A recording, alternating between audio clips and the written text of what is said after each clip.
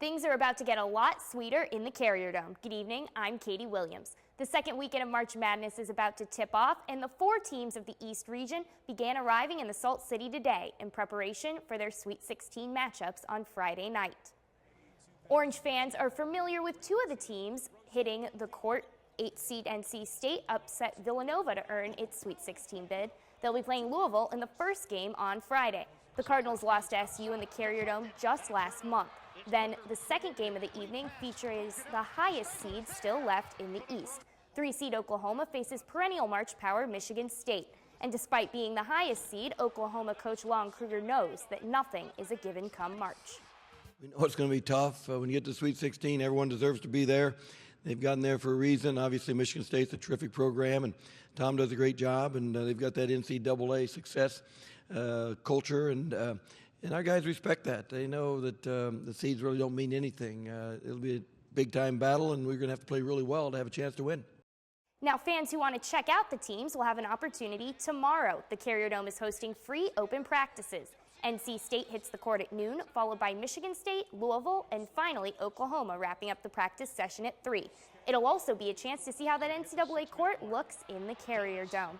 After easily handling Duke on Sunday, Syracuse lacrosse is the unanimous #1 team in the nation for the first time this season. That ranking, though, will quickly be put to the test with a tough road trip on Saturday.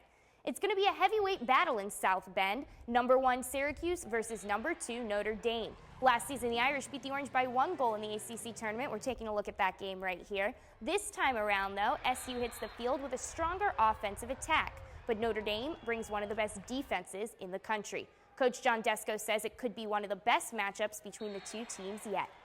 Well, I think with the exception of, a conference championship, we met in the Big East in the conference championships, and last year with them in the ACC conference championship. Those are pretty big ones. So to go out there and have #1 play #2, it's just great. We're excited for the opportunity. In the Syracuse athletic department has been focused on basketball, but football coach Scott Schaefer weighed in for the first time about the athletic director search. Schaefer says he has full confidence in the chancellor moving forward.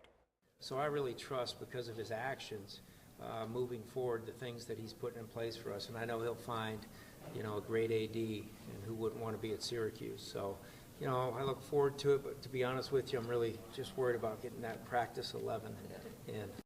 And after leading his team to its first conference championship and NCAA tournament appearance, the future of Buffalo basketball coach Bobby Hurley remains up in the air. The Buffalo News and Associated Press reported this morning that Hurley had signed an extension that would make him the highest paid coach in the Mid-American Conference. However, just an hour later, ESPN reported that no agreement had been reached yet, and Hurley is still expected to interview for the coaching opening at DePaul over the weekend. That's your check of sports. I'm Katy Williams.